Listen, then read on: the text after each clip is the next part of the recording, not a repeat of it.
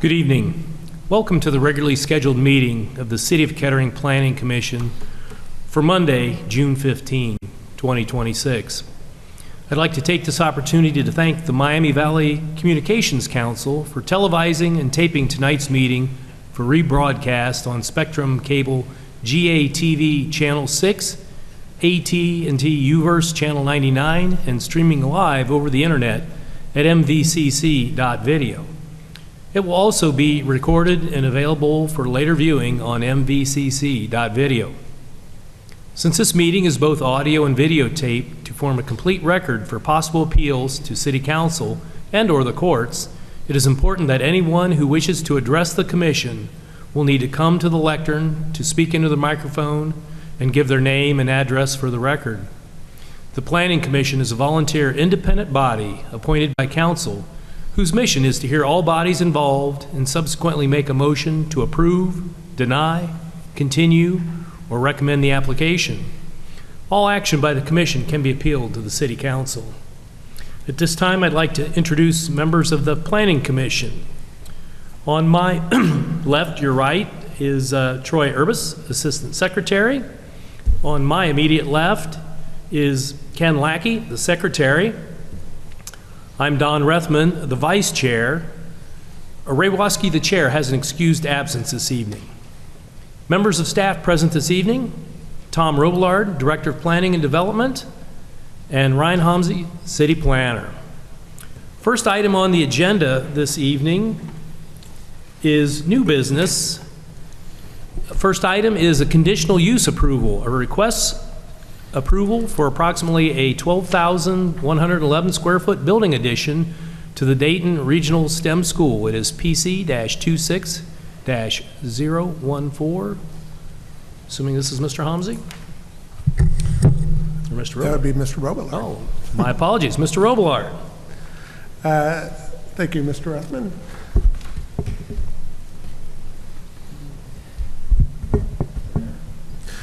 All right, so this conditional use request is for a 12,111 square foot expansion to the Dayton Regional STEM School. The total school square footage is, which becomes significant here,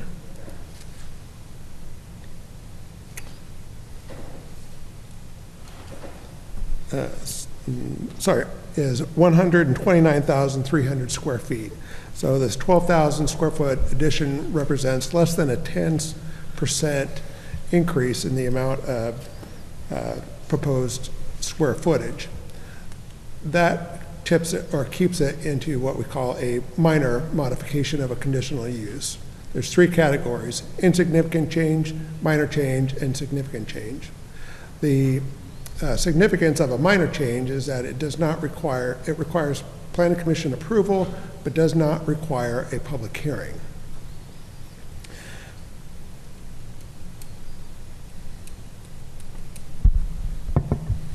The location of this addition is really at the southwest corner of the building. And this is a little bit hard to read, but it's just there on the southwest corner of the building. I'm going to zoom through these pretty quickly. The approval criteria, they do meet all the approval criteria outlined in the zoning code, but they are: the proposed conditional use shall comply with all applicable regulations of the zoning code. The proposed conditional use shall conform to the character of the neighborhood within the same zoning district in which it is located, and shall have no more adverse effects on health, safety, or comfort of persons living or working in the neighborhood, or shall be no more injurious to property or improvements in the neighborhood than what would any other use permitted by right in the same district. Has adequate utilities provided. Adequate measures will be taken to provide ingress and egress, so designed as to prevent traffic hazards and prevent traffic congestion on public roads. The proposed use shall not be noxious or offensive by reason of vibration, noise, odor, dust, smoke, or gas. And the proposed use shall not injure the use and enjoyment of the property in the immediate vicinity for the purposes already permitted nor substantially diminish or impair the property values within the neighborhood. A lot of those are very long sentences. And then this is just a couple renderings of what the building is going to look like. Pretty much matches the existing building. Staff's recommendation is for approval. I'll be happy to answer any questions. Okay, any questions for Mr. Robillard? Mr. Urbis? Yeah, just one. When was the original STEM school built? Do you know? When was the original one built? It was 2011. Okay, so with this new addition, does that kick into any code updates they have to do with the existing building? No, just the addition. Okay. All right. That's all I had. Okay. I don't have any questions either. This is not a public hearing, it's a public meeting. If there's anybody here who wishes to speak on behalf of this, you're welcome to come up to the lectern. We just ask that you give your name and address for the record.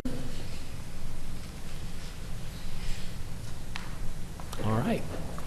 So, appearing that no one's wanting to or willing to come forward at this point, Mr. Robillard, your recommendation? My recommendation is for approval. Okay. Before I call for the motion here, I will sort of let everyone know that since there's just 3 commissioners present here this evening, any action needs to be unanimous. So we're either 3-0 or 0-3. A 2-1 or a 1-2 is basically a non-decision. So with that, Mr. Urbis, I believe you have a motion. Yes. Thank you, Mr. Chairman. Whereas an application has been received from Jared Barnett, Synergy Building Systems, agent for the property owners of 1724 Woodman Drive, requesting approval of a conditional use to allow for a 12,111 square foot expansion to the existing STEM school located at 1724 Woodman Drive, Kettering, Ohio 45420. And whereas the property is zoned B, business and educational institutional uses are allowable conditional uses in that zoning district. And whereas the 12,111 square foot addition represents a minor revision to the existing conditional use permit, allowing the Planning Commission to approve the expansion without a public hearing. And whereas the Planning Commission has reviewed the facts surrounding this request, including an oral and written report by city staff, which is incorporated herein, and held a public meeting on June 15th, 2026. And whereas the Planning Commission adopts the findings of fact presented by staff in their report, which is incorporated into this motion. I move that the applicant's request for approval of a minor modification to the existing use permit to allow for a 12,111 square foot addition on the property of 1724 Woodman Drive be granted with no conditions. End of motion. Do I have a second? Second. Any discussion? Call the roll, please, Mr. Hansi. Or is it Mr. Robillard? Who's keeping score here? I can call this one. All right, so Mr. Urbis, Yes. Mr. Lackey, Yes. and Mr. Rethman. Yes. Good luck.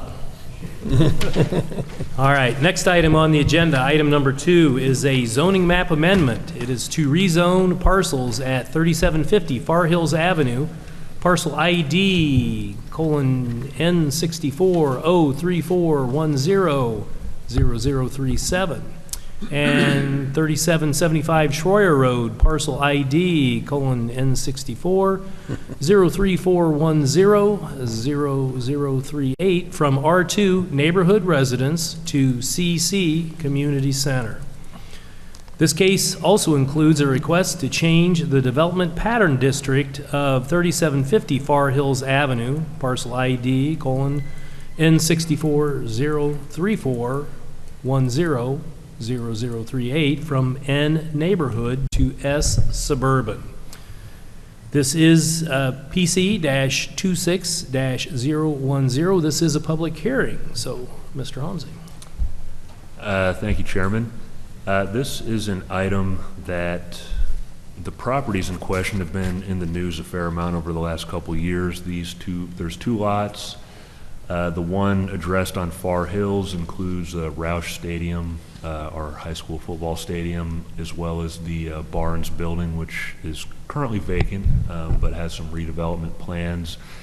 And then the eastern property parcel contains the Van Buren Middle School, which our understanding is the plan is to tear that down. So again, just on the map on the screen now, the Barnes building is to the west, and then kind of in the center is Roush Stadium, then to the east along Schroyer is Van Buren Middle School. The current zoning of these properties, which is not uncommon for school properties, is R2, or neighborhood residence, and the requested rezoning would rezone both of those parcels to CC, or community center. This is the same zoning district that the government center is. You can kind of see that in the corner right here. And also, if you go a little further to the north, it's the same zoning district that the high school campus falls on. And it's basically an office district, similar to our office zoning district. And in addition to the change to the zoning district, in order to grant a little bit more flexibility to the design, to the redevelopment of the Barnes property, this request involves a request to change the pattern district of only the Barnes property from neighborhood to suburban.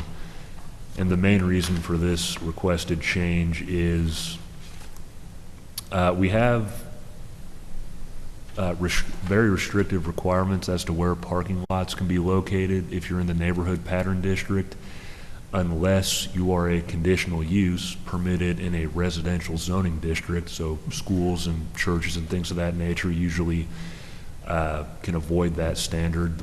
The challenge is once this property is rezoned out of the residential zoning district, that exemption that was carved into the code no longer applies to the property. So the plan is to eventually add a little bit of parking in front of the Barnes property, and in order to make that a possibility, the pattern district needs to be changed from neighborhood to suburban. So that's included in this request as well. In section 1153.12 of the zoning code, this includes the review criteria for when people request rezonings or changes to the text of the zoning code, or redesignations from one pattern district to another. In that code section, it states no map amendment shall be recommended for approval prior to a specific and documented finding of at least one of the following. Number one is that the proposed amendment is consistent with the city's comprehensive plan and with the intent of the zoning code, or such consistency is being sought concurrently.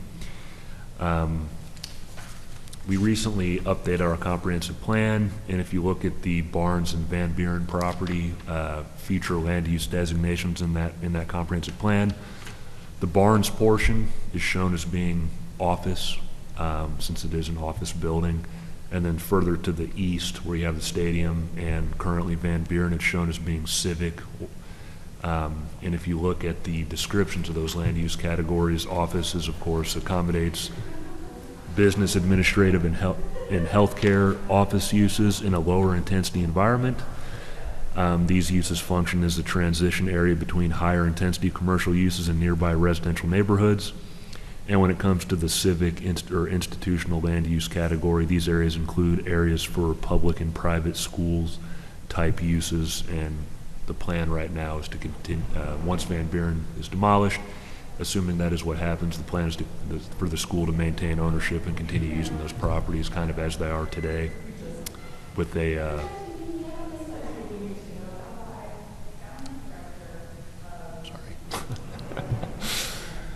continue using them with a focus on athletics, so practice fields and things of that nature. So that finding can be made.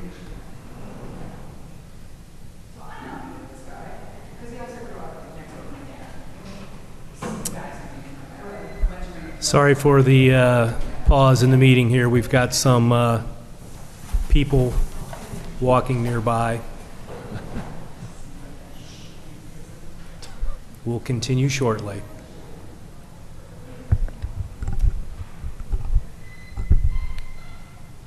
I think we're probably okay now, right?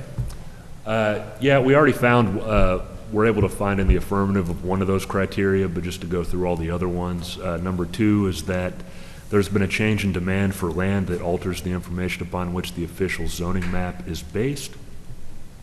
As a result of a change in population, consumer preference, economic indicators, and/or socio-economic trends, a significant change in area or neighborhood condition, building conditions, or traffic volumes, or a major change such as the construction of a major road, the installation of a utility line, or other similar factor that significantly alters the area. The only point that we brought up in the staff report is that community efforts to preserve and reuse the Barnes building have effectively resulted in a change in the neighborhood condition, so we do feel that that standard can be partially met, but again, it's not a requirement to recommend approval of this application. Criteria number 3, a study commissioned or conducted by city staff indicates that there has been an increase in demand for land in the requested zoning classification and as a result of the supply of land within the city of Kettering. Mapped as such on the official zoning map is inadequate to meet the demands for such a development. No such study has been conducted, so this finding cannot be made. Number 4, the proposed use cannot be accommodated by sites already zoned in the city due to a lack of transportation or utilities or other similar development constraints, or the market to be served by the proposed use cannot be effectively served by the geographic location of the existing zoning districts. And we didn't feel that this finding could be made, but we did mention that the presence of the Barnes building, which is owned by Kettering City Schools on one of the subject properties, and the desire to preserve and reuse the building results in a unique situation where even if there were similarly situated and zoned properties in the immediate vicinity, the proposed uses would not be well served by the other properties. And finally, number 5, there is an error in the zoning text or zoning code text or the official zoning map or the official development pattern map. No such error exists, and so this finding cannot be made. And then a couple other criteria that we look at, since the request does involve a rezoning from a residential classification to a non-residential classification, the Planning Commission cannot recommend approval of such a request unless one of the following criteria are met. Number 1 is that such proposed rezoning is at least 1 acre in size or a complete block face. That requirement is met. And then number 2, such proposed rezoning site is contiguous to land in the proposed zoning district classification, and that requirement is not met. But since number 1 is met, we can recommend it, or the Planning Commission can recommend the council approve this. And then finally, a couple of items that the code requires the Planning Commission to take into account when reviewing requests for rezonings. Number 1 is the extent to which the proposed amendment and proposed use are in compliance with and deviate from adopted plans, goals, and policies. As noted in the earlier analysis, the proposed amendment is compliant with Kettering's comprehensive plan.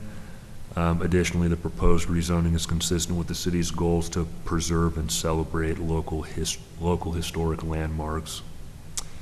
Number 2, the suitability of the property in question for the uses permitted under the proposed zoning. The property in question, or the properties are well suited to the uses permitted within the proposed zoning district and would allow for the flexibility to permit an expanded number of office uses on the Barnes property. And the requested zoning and pattern district classifications matches that of the Fairmont High School campus to the north and the Government Center zoning district where we sit right now, so this requirement is met. Number 3, the adequacy of public facilities such as transportation, utilities, and other required public services to serve the proposed use. And this site is well served by public infrastructure. The site is located in the heart of a fully built-out area and is bounded by streets on all sides, including major streets on the east and west portions of the property. And number 4, the effect of the proposed amendment on surrounding uses. Considering the historic and current uses of the properties in question, the proposed rezoning will not negatively impact the surrounding uses. On top of that, the site is separated from all adjoining residential properties by streets with rights-of-way in excess of 50 feet, which provides an immediate buffer. Also, many of the uses that are permitted today and will remain permitted in the case of a rezoning, such as stadiums and educational institutions, remain conditional uses in the community center pattern district, which adds another layer of scrutiny to many future projects. Number 5, the effect of the proposed rezoning on the economic vitality of existing developed and vacant land within the city. The proposed rezoning will not impact a tangible negative effect on existing developed and vacant land within the city.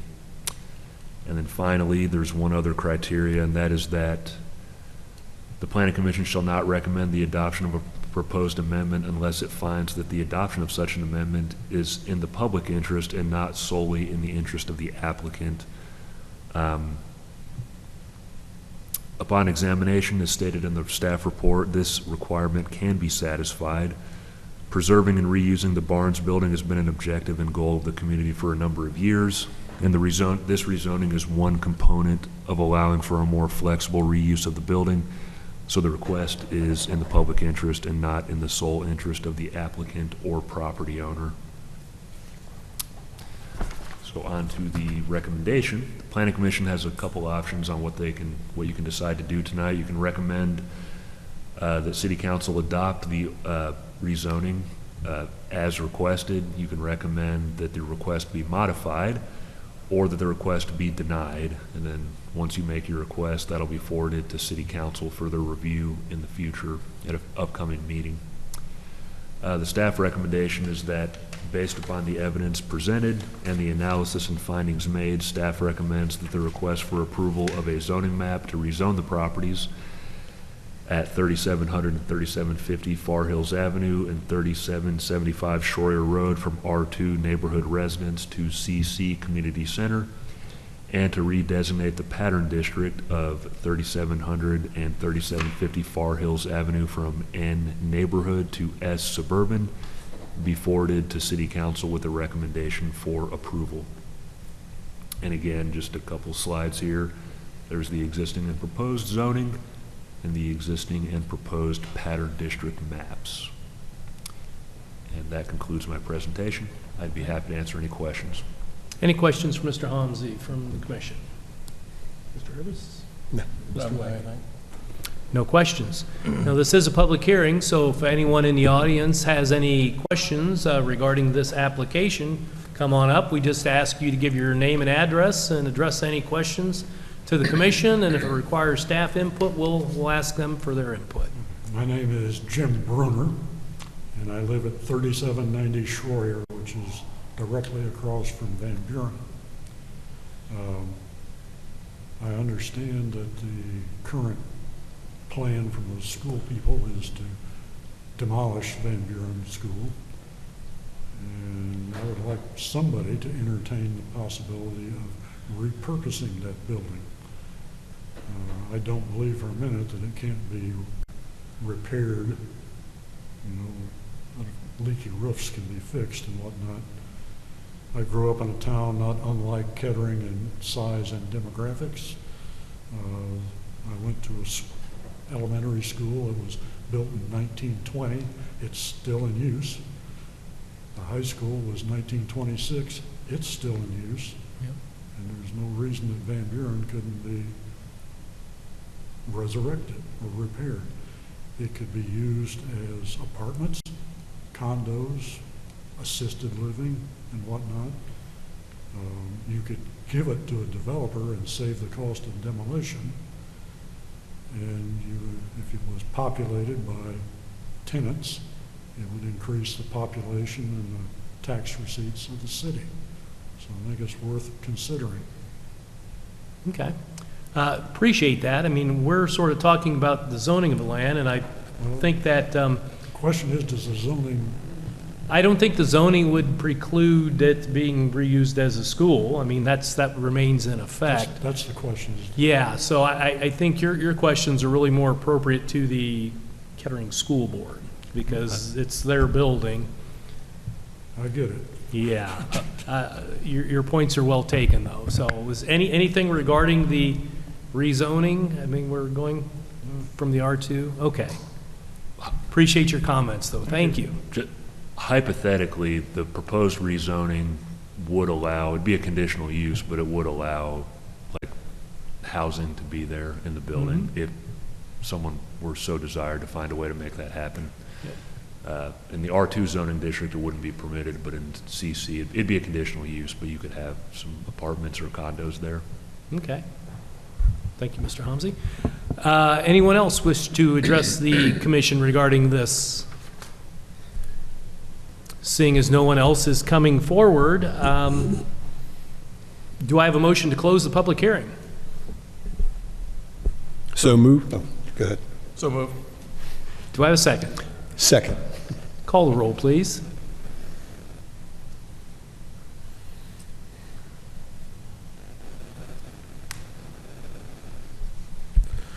Sorry.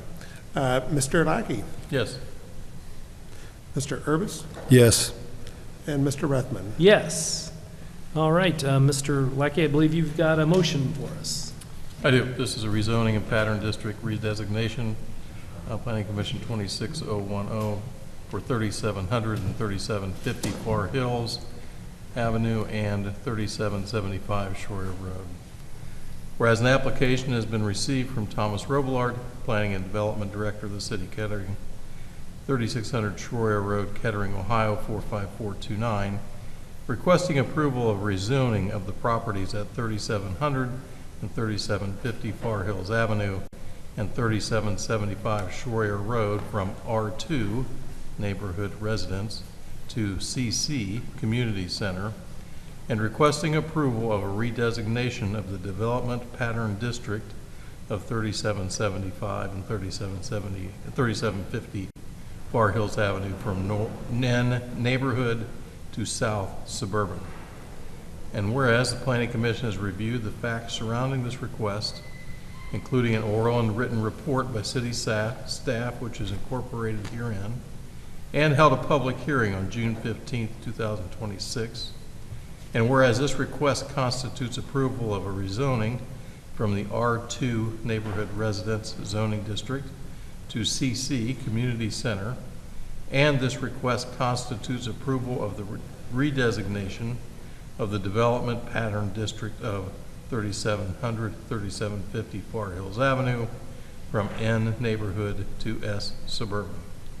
And whereas if the Planning Commission adopts the findings of facts presented by staff in their report, which is incorporate into this motion, I move the applicant's request for approval of a rezoning of the properties at 3700, 3750 Far Hills Avenue and 3775 Shroyer Road from R2 Neighborhood Residence to CC Community Center, and the requested approval of the redesignation of the Development Pattern District of 3700, 3750 Far Hills Avenue from N Neighborhood to S Suburban as shown on Attachment B, existing and proposed zoning districts, and Attachment C, existing and proposed pattern districts of the staff report for Planning Commission case PC 26010 be recommended to City Council for approval.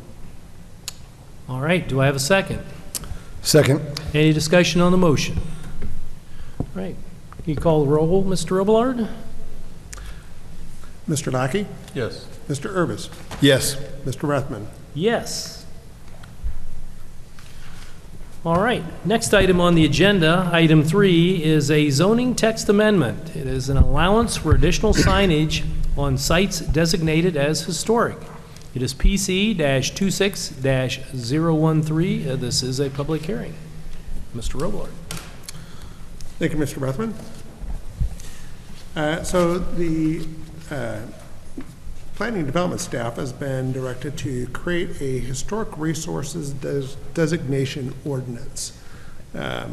This will be a first for the city of Kettering to actually have a procedure for designating buildings and other places as historic resources.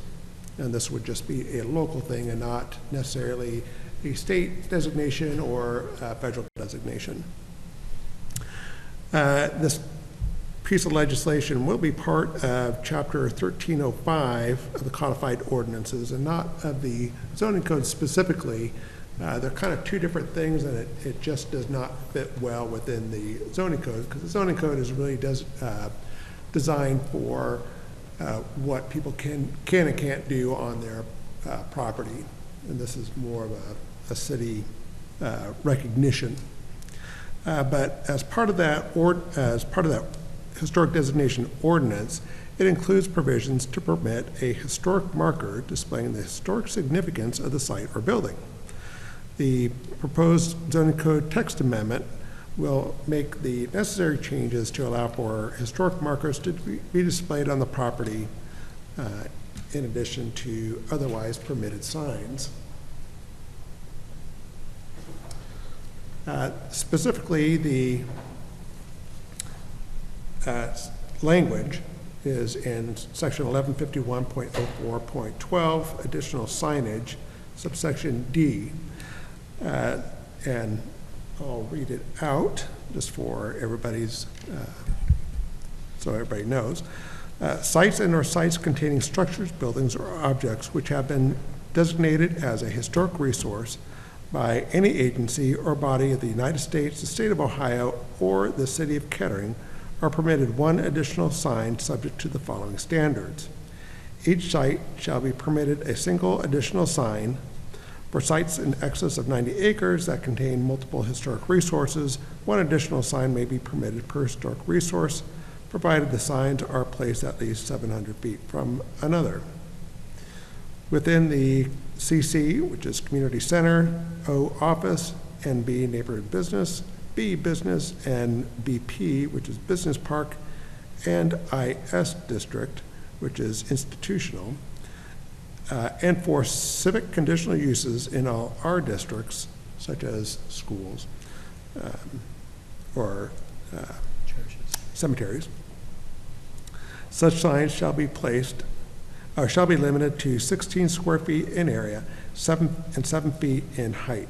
Such signs shall be located elsewhere. Such signs located elsewhere shall be limited to 3 square feet in size and 6 feet in height. Such signs may, thank you. Such signs may be building or pole mounted. If pole mounted, such signs are exempt from the pole sign prohibition in section 1151.07.15 pole signs.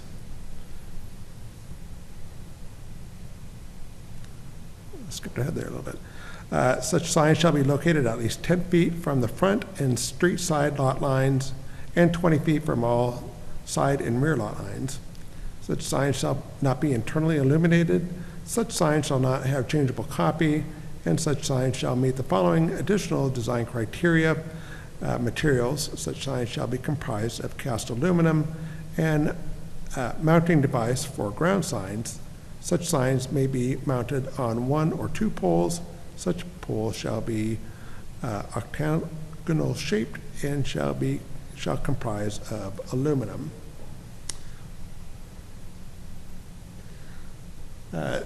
Kind of the couple reasons why we are directed to do this is we have been having a lot more interest in historic designations, and the strategic plan in 2 sections leads us to supporting this type of ordinance. First one is to promote Kettering as an attractive place to invest and do business, and section 3.3 or goal 3.3 to promote opportunities for people of all ages to be engaged with the community. And then also the comprehensive plan and goal C3, preserve key public, civic, and institutional land uses throughout the city in appropriate locations. The description of that gives us direction in a lot of different ways, but one of them would be to support historic designations. I'll be happy to answer any questions. All right. Any questions for Mr. Robillard? Mr. Urbis? No. Mr. Lackey? So we haven't designated anything as a historical. No, the city council has not passed that ordinance yet. It will be scheduled probably in. I think it starts later this, It's either next week or July. I think it starts next week. If it doesn't, it's July. Either way, that ordinance will be in place, I believe, a little bit before the zoning code amendment, I Yeah, believe. because that only takes a single action by city council, and this will take 4 meetings. Okay, so even with that designation at this point, there's no restrictions on the owner on what they can or cannot do with their property different than the codes that are already in place? Correct. Yeah, right now, there's no provision to allow for historic markers. Okay, so this is just to allow for signage. Yeah, yeah. Now, if someone has Additional say, a state historic designation, we have interpreted that the code would allow that, but this allows for local designations. So if a site was permitted one sign, Right. this would be the Yeah, mechanism to allow a second sign. exactly. Were you asking if a property is designated locally, whether or not there'd be any, like, additional regulations about what they can do with the property? I am, because Yeah, some places that's true. Yeah, Right.